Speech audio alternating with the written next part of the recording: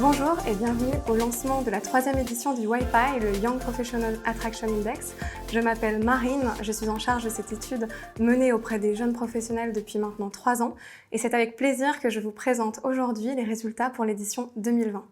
Alors, je ne serai pas toute seule, mais plutôt bien accompagnée par Marcus Andersen, notre Managing Director chez Academic Work en Suisse, par Florence Tellier, notre Head of People and Performance, et par Michael Sen, notre Head of Sales. On aurait adoré vous retrouver à la fin de cette présentation pour échanger avec vous. Cependant, le contexte nous en empêche, mais nous animerons tout de même un live juste après cette conférence et ce pendant 30 minutes.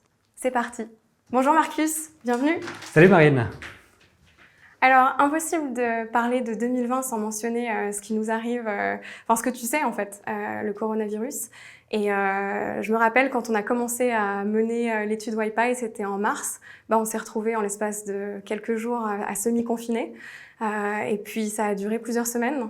Depuis, on parle de reprise difficile, de new normal, de futur incertain même. Et du coup, ma première question pour toi, dans ce contexte, est-ce que le sujet de raréfaction des compétences, c'est toujours un sujet en Suisse ? Alors, tu as raison avec tous les challenges que tu mentionnes, et ma réponse va peut-être te surprendre, mais oui, je pense que vraiment la raréfaction des compétences, c'est toujours un sujet, et peut-être encore plus même que d'habitude, pendant une période comme ça pour toutes les entreprises en Suisse. D'accord, mais du coup, selon toi, il n'y a eu aucun impact sur l'offre et la demande ? Tu sais, là, depuis le début de l'année, il y a beaucoup de choses qui ont changé, c'est évident. Et en même temps, rien n'a changé. En fait, on travaille toujours avec une certaine incertitude. C'est comme ça, il faut savoir s'adapter, il faut savoir travailler avec le fait qu'on ne sait pas exactement ce qui va se passer demain. Peut-être la seule chose qu'on sait, c'est que demain ne sera pas exactement comme aujourd'hui. Mais heureusement, je dirais, l'être humain, une des plus grandes capacités de l'être humain et de nos entreprises en Suisse aussi d'ailleurs, c'est de s'adapter. Donc on va réussir à s'adapter, on va en sortir. La question, c'est plutôt à quelle vitesse est-ce qu'on arrive à en sortir, et ceux qui en sortira le plus rapidement. Donc ça fait 10 ans qu'on nous parle d'événements disruptifs sur le marché, c'est un petit peu le buzzword numéro 1, donc tous ces événements perturbateurs qui viennent bousculer nos plans qui étaient si bien établis, si bien planifiés. On nous a peut-être parlé un petit peu plus de climat, de technologie, de digital, peut-être un petit peu moins de pandémie. Mais est-ce que ça change vraiment quelque chose ? Moi, je pense que la capacité à s'adapter, notre rôle en tant qu'employeur, notre rôle en tant que dirigeant, c'est de savoir s'adapter, de savoir réfléchir aux événements à court terme, qu'est-ce qu'on doit faire pour rapidement s'adapter, mais en même temps s'assurer qu'on ne perd pas notre vision à long terme et qu'on continue à construire notre entreprise dans la vision qu'on s'est donnée.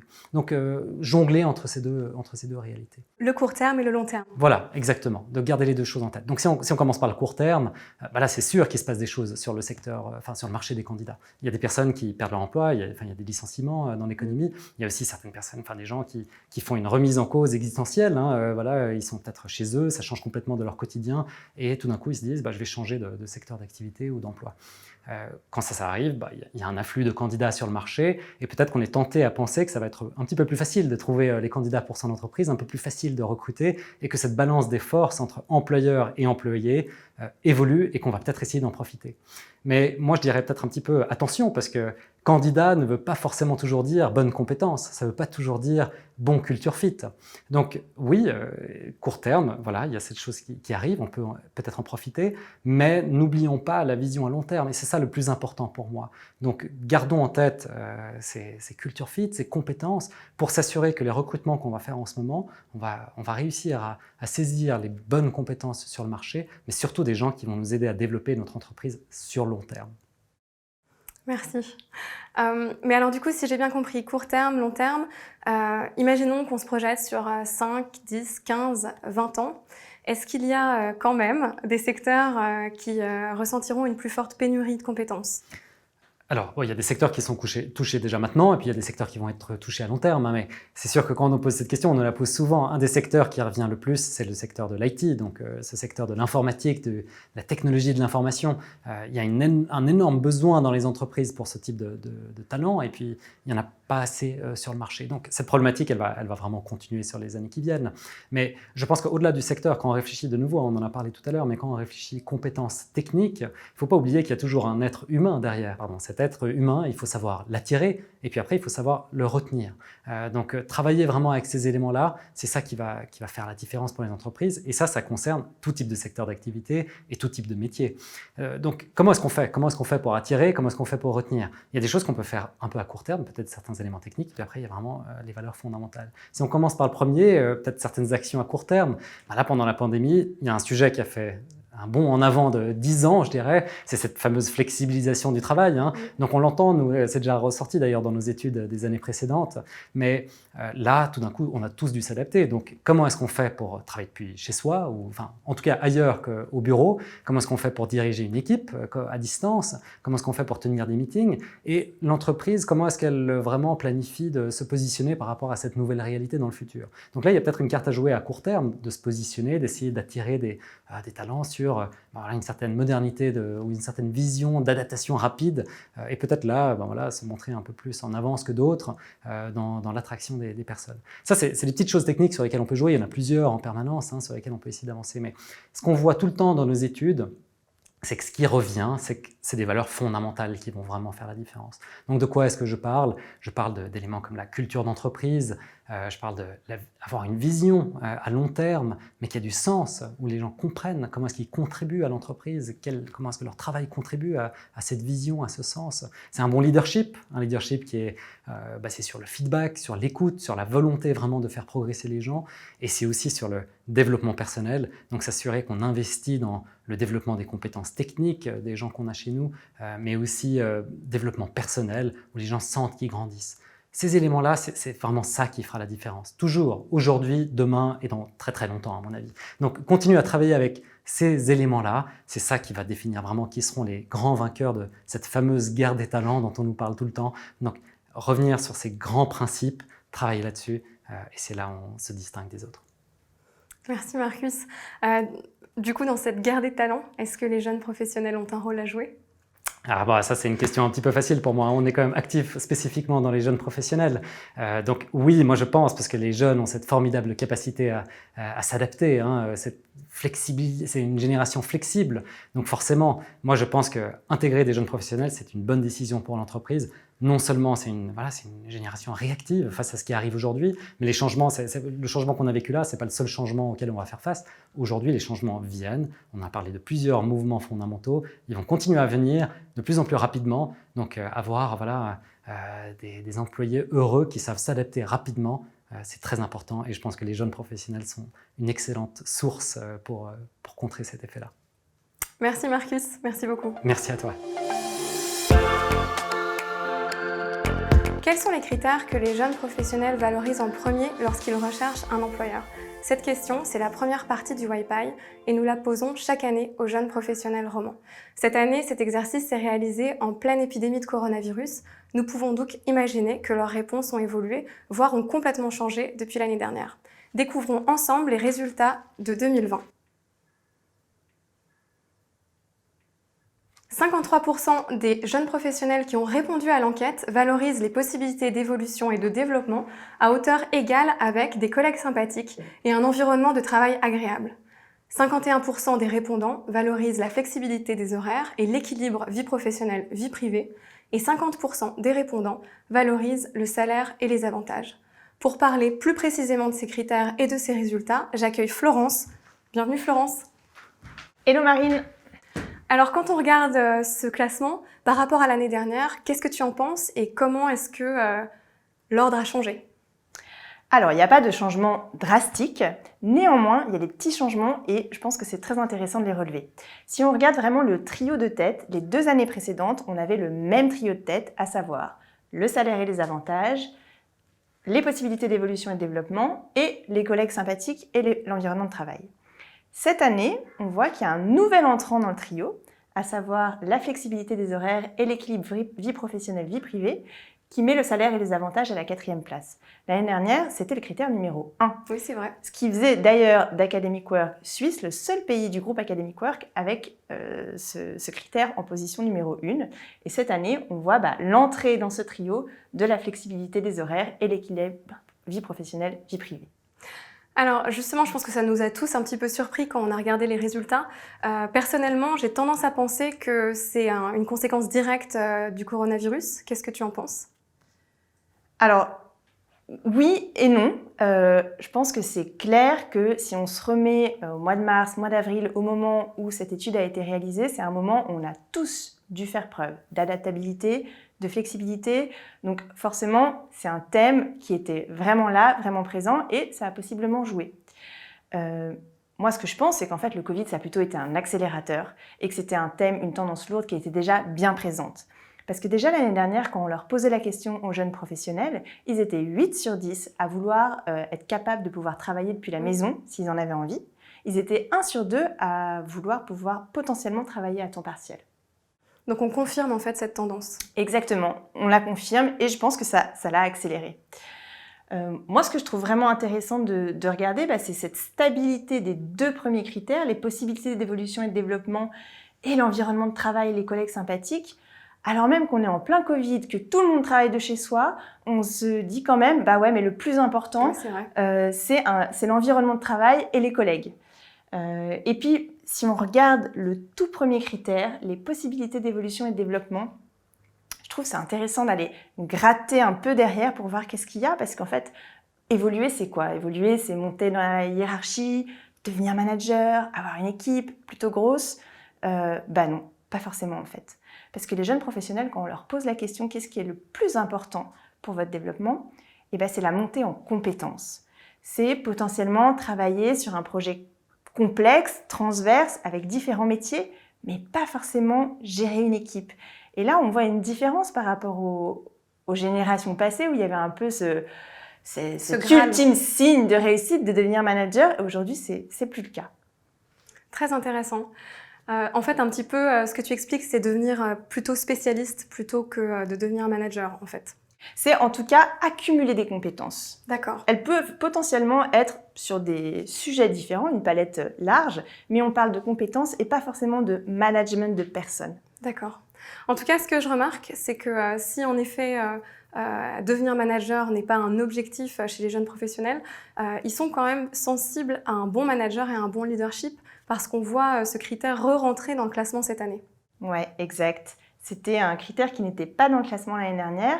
Et puis là encore, si on se replace, mois de mars, mois d'avril, tous confinés, tous chez nous, en télétravail à 100%, il y a peut-être des managers, de très bons managers en présentiel qui d'un coup étaient un petit peu perdus, n'avaient pas forcément les clés pour être des bons managers à distance et probablement que les jeunes professionnels se sont rendus compte de l'importance que ça avait d'avoir un bon manager à ce moment-là. Très intéressant. C'est très intéressant de voir l'évolution de ces critères, d'avoir ton avis sur le sujet. Pour terminer cette séquence, est-ce que tu aurais 3 conseils pour une entreprise qui souhaiterait attirer ou engager un peu mieux, un peu plus les jeunes professionnels? Alors, ça n'a pas été facile d'en sélectionner 3, mais s'il le faut, le tout premier, ce serait d'investir dans la formation continue.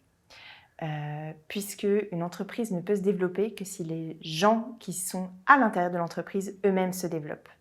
Alors quand on parle de formation continue, c'est vraiment mettre en place très concrètement des plans de formation avec des personnes externes, formation online, certification. Ça peut être de la mise à jour de compétences ou des nouvelles compétences, ce qu'on appelle le upskilling ou bien le reskilling. En tout cas, c'est très important pour l'attraction, mais c'est aussi super important pour garder les personnes engagées au sein de l'entreprise sur le long terme. Ce qu'on voit un petit peu, c'est leur critère numéro 1 en fait, c'est se développer, c'est évoluer. Exactement. C'est exactement ça. Le deuxième conseil, et c'est un petit peu en lien avec le premier, mais là cette fois-ci c'est la formation des managers et les managers qui vont manager ces jeunes professionnels. D'accord. Et en particulier les former à la culture du feedback.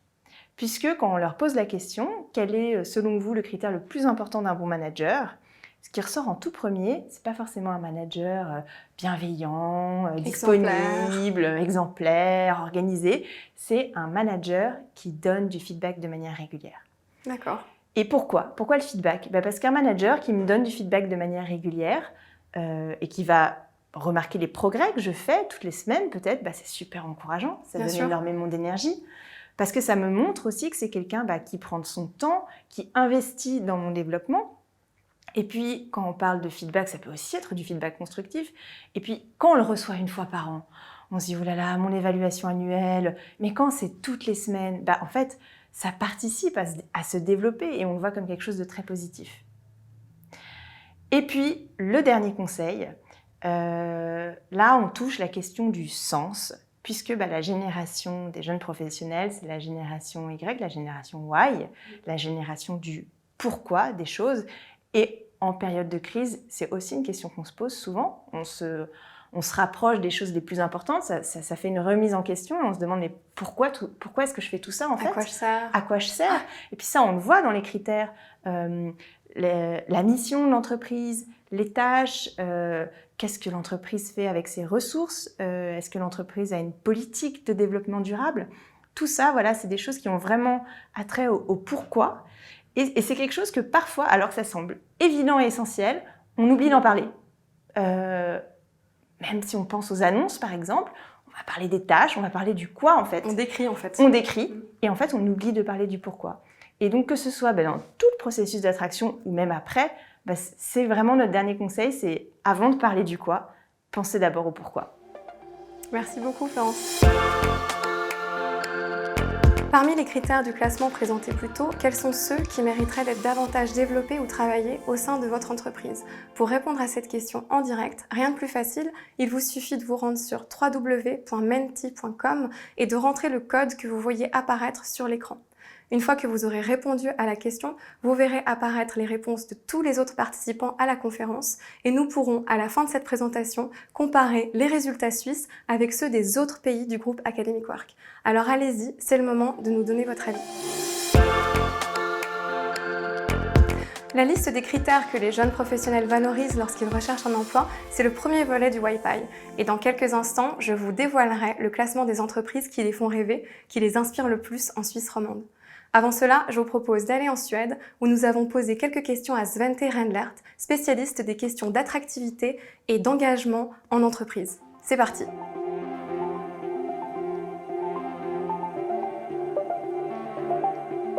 It's all about care about your people and listen to your people. We need to listen more what they say and feels about you as an employer. And I said listen. I didn't say hear, because hear, that's about listening what has been said. And listen is about hear what isn't said. That's why you need to listen more and take care of your own current employees.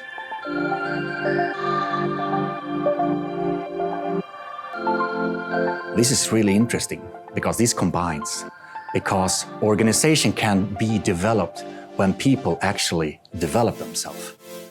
And companies need to change, but the company can never change if the people don't change.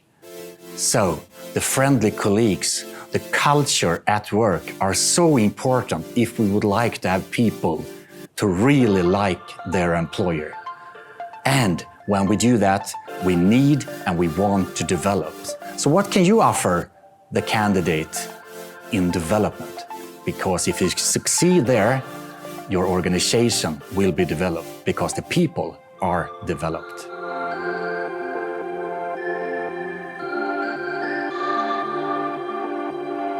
Right now, it's really tough because of the COVID-19. In the short-term perspective, we're really struggling right now. But remember, those with the best relationships over time will always win. So focusing more about relationships rather than short campaigns.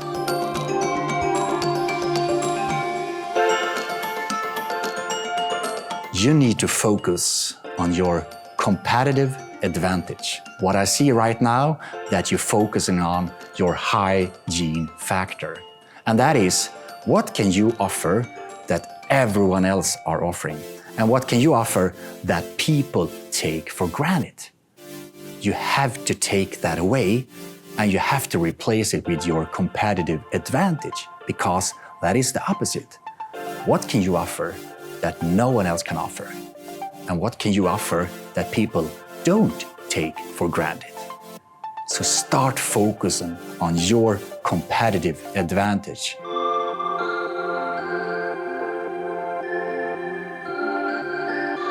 That's interesting because we see that some things are similar and some things differ. The interesting part, we need to adapt our message and we need to adapt our channels to attract the right target group.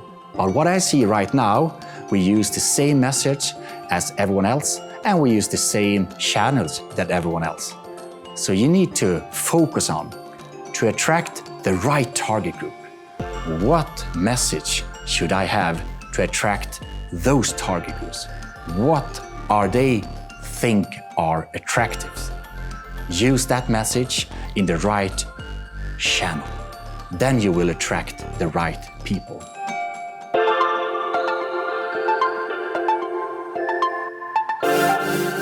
In the end, everything will come down to 3 letters. P to P. No more of B2B or B2C. Business to business or business consumer. No. I'm saying yes to people.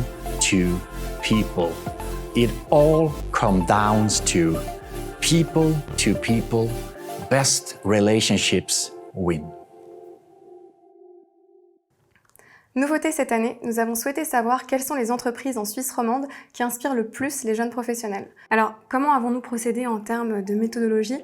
Au mois de mars, nous avons envoyé une préétude à l'ensemble de notre base de données candidats dans laquelle les répondants ont pu nommer librement les employeurs pour lesquels ils rêvent de travailler. Les entreprises les plus mentionnées ont ensuite constitué la base de notre étude principale que nous avons administrée en mars et en avril.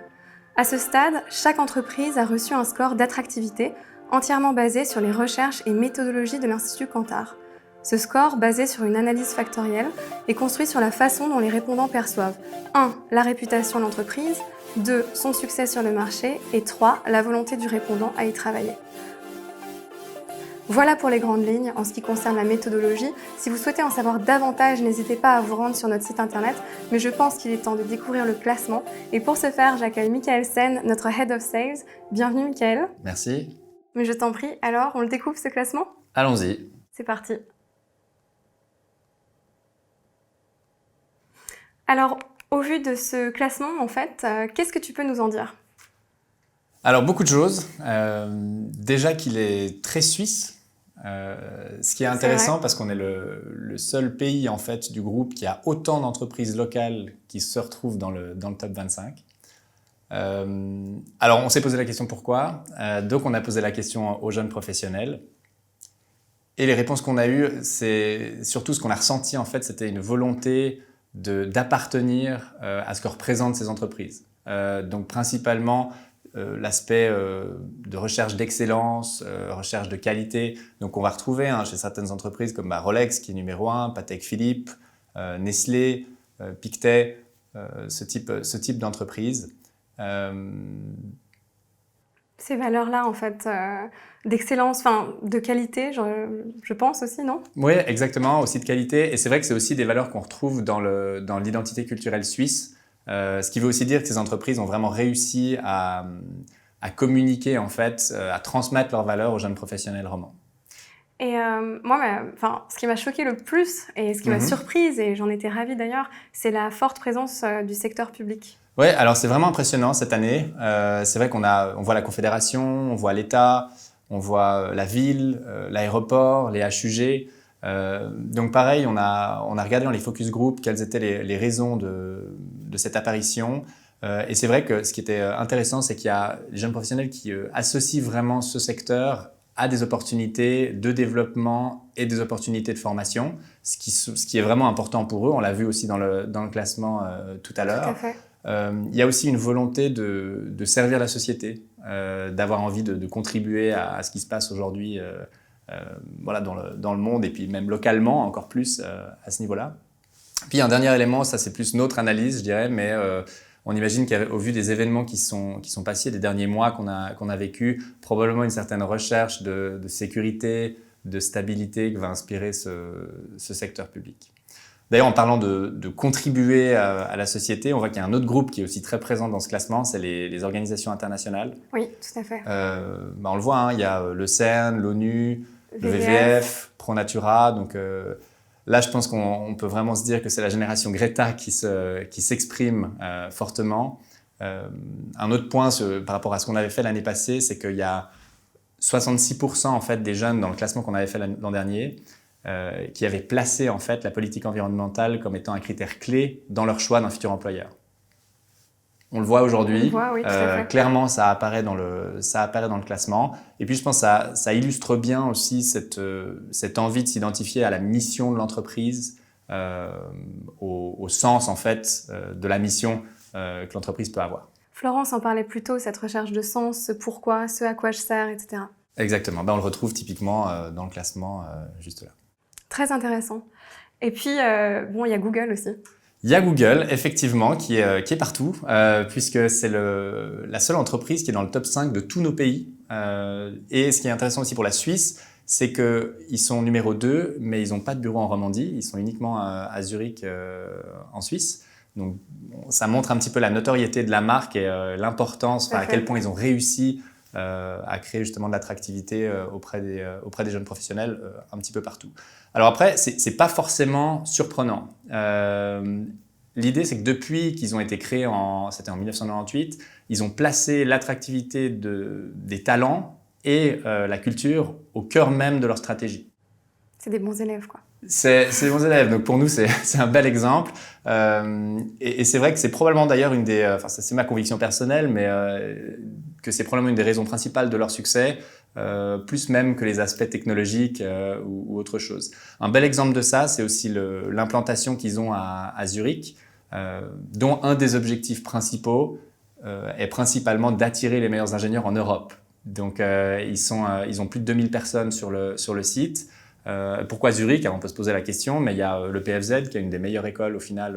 L'école polytechnique. L'école polytechnique fédérale de Zurich, exactement, qui est une des meilleures écoles au niveau mondial, dans les classements en général, et puis en particulier aussi au niveau européen. C'est une ville qui arrive régulièrement dans le top 10 en termes de qualité de vie. Et puis ils sont en termes géographiques, on est vraiment au centre de l'Europe, donc c'est d'un point de vue stratégique extrêmement intelligent de se positionner là pour attirer les meilleurs ingénieurs. Ce qu'ils arrivent à faire, c'est devenu un des centres de développement extrêmement important pour Google aujourd'hui. Très intéressant. Est-ce qu'il y a des entreprises que tu aimerais voir rejoindre le classement l'année prochaine? Alors forcément, il y en a qu'on aimerait bien voir apparaître. Il y a des industries qui sont très fortes en Suisse et qu'on ne voit pas là. Je peux penser par exemple, il n'y a pas que celle-ci, mais on peut penser aux assurances. On peut penser à la pharmaceutique, tout ce qui est technologie médicale aussi. C'est des industries majeures en Suisse et c'est vrai qu'on voit beaucoup d'autres industries, mais pas celle-ci qui apparaît. Donc ce serait intéressant de voir comment ça évolue dans les années qui viennent. Alors on verra l'année prochaine. Merci beaucoup, Mickaël. Merci, Marine. Lorsque nous avons préparé ce webinaire, nous avons reçu quelques questions de la part des managers un petit peu partout en Suisse romande. Et comme nous ne pourrons pas toutes les aborder aujourd'hui, nous ouvrirons un chat live juste après cette présentation. Mais j'en ai quand même sélectionné quelques-unes pour vous, Mick et Marcus. Marcus, bienvenue de nouveau avec nous. Marcus, la digitalisation rend-elle la communication avec les jeunes professionnels plus facile ou plus complexe? Alors, je pense que tout d'abord, pour commencer, vraiment la digitalisation du processus, on ne peut pas vraiment complètement dire qu'aujourd'hui, on est prêt à tout faire avec l'intelligence artificielle. Donc, ça fait partie du processus et c'est important. Mais avant tout, un processus de sélection d'une personne, c'est la rencontre d'un humain avec un autre humain, s'assurer que le contact passe bien et que vraiment on peut collaborer à long terme. Après, il y a certains éléments du processus qui vraiment sont simplifiés avec le digital. Surtout le début du process, quand on fait la sélection, la recherche de candidats, le fait de pouvoir cibler très spécifiquement certains segments du marché candidat, ça nous aide parce que ça nous permet de vraiment bien cibler et d'attirer les bons candidats pour les bons postes. Merci. Deuxième question pour toi. Est-ce que c'est la responsabilité du service RH de gérer la marque employeur de l'entreprise? Alors, c'est souvent ce qu'on entend ou qu'on voit, mais c'est un peu simplifier la problématique à mon sens. Parce que qu'est-ce que c'est vraiment l'employer branding, de décider d'attirer des gens dans son entreprise? C'est pas uniquement d'écrire des mots sur un mur ou de faire une campagne marketing pour essayer d'attirer des gens. Ça fait partie de la dynamique, évidemment. Il faut être présent sur les campus, il faut avoir une sorte d'image directrice, mais cette problématique, elle est beaucoup plus large. C'est toute l'entreprise et d'ailleurs la direction, et tous les collaborateurs. C'est la culture d'entreprise qui va vraiment définir l'employer branding et comment on attire les gens, le message que donnent les collaborateurs, le sentiment qu'on a en rentrant dans les bureaux. Donc c'est tous ces éléments-là qui créent l'employer branding. Donc non, pour moi c'est transversal, tout le monde dans l'entreprise doit travailler avec et peut-être que le département RH est un vecteur de communication dans ce processus, mais pas le seul responsable. Merci. Mick, c'est quoi les ingrédients d'une bonne reprise? Alors, je ne sais pas s'il y a une recette miracle qui puisse fonctionner pour toutes les entreprises, mais je peux exposer notre vision. L'idée, c'est pour faire face au court terme, parce que la reprise va être progressive, donc faire face au court terme, mais sans perdre de vue l'aspect long terme. Donc, le court terme, ça peut être continuer d'optimiser les dépenses, optimiser les coûts, mais en même temps, continuer d'investir dans ce qui va être capital quand la période difficile va être terminée pour pouvoir redémarrer le plus vite possible. Et ça, en tout cas pour nous, c'est investir dans les collaborateurs, leur engagement. Donc typiquement, on a continué par exemple pendant cette période à recruter pour les postes clés et à investir dans les formations pour pouvoir redémarrer le plus vite possible. Merci à vous deux, merci pour vos réponses. Enfin, ce sera ma dernière question un petit peu pour résumer toute cette conférence. Quel est votre best tips, votre conseil pour devenir un employeur attractif? Bonne question. Je pense qu'il y a toujours quelque chose qui me trotte dans la tête, c'est le hire for attitude, train for skills. L'idée, c'est que derrière ça, c'est qu'il y a les compétences dont on a besoin aujourd'hui ne sont pas celles dont on aura besoin demain. Qui recherchaient il y a 10 ou 15 ans des spécialistes en machine learning ou des data scientists, par exemple. Donc, la seule certitude, c'est que tout va changer en termes de compétences techniques. Donc, l'objectif, c'est d'être le plus agile possible dans cet environnement, de pouvoir s'adapter rapidement. Et du coup, plutôt que de miser sur la recherche de compétences techniques, de focaliser sur l'aspect plutôt soft skills, de trouver des collaborateurs qui matchent avec la culture d'entreprise, qui s'engagent vis-à-vis de la structure, des valeurs qui correspondent aux valeurs de l'entreprise sur le long terme. Donc, je dirais que c'est vraiment cet objectif-là. Merci beaucoup. Et toi, Marcus, quel serait ton best tip? Bon, je suis forcément très aligné avec ce que dit Mick, on travaille ensemble beaucoup sur ces questions, mais donc je vais rejoindre ce qu'il dit. Et pour moi, il faut savoir distinguer le court terme du long terme. À court terme, il faut savoir réagir et être dans la réactivité, s'adapter. Mais quand on réfléchit au long terme, vraiment se focaliser sur les valeurs fondamentales. Donc on en a parlé un petit peu en introduction, mais oui. La culture d'entreprise, tous ces éléments-là qui ressortent, les valeurs, c'est vraiment ça qui vont créer cette envie de venir, mais aussi de rester dans l'entreprise. Donc s'assurer qu'on travaille vraiment avec ça. Et ça, ça ne peut pas être la responsabilité d'une seule personne au sein de l'entreprise. Tout le monde doit travailler avec. Donc voilà, on le voit sur les éléments en top list du classement, mais nous, c'est ce qu'on ressent aussi dans notre entreprise. Donc tous travailler ensemble avec ces quelques valeurs fondamentales qu'on a discutées ensemble tout à l'heure. Et si on fait ça correctement, ensemble, on y arrive dans la durée. Merci beaucoup à vous deux. Merci. Merci Marine. Si comme nous, ces sujets vous intéressent et vous souhaitez en apprendre davantage sur les thèmes que nous avons abordés aujourd'hui, n'hésitez pas à télécharger nos 3 rapports disponibles sur notre site internet www.academicwork.ch. Nous nous déplaçons également avec plaisir dans vos bureaux pour une présentation sur mesure et approfondir, pourquoi pas, quelques thèmes en lien avec le Young Professional Attraction Index. Merci à tous pour votre participation et à tout de suite sur le live.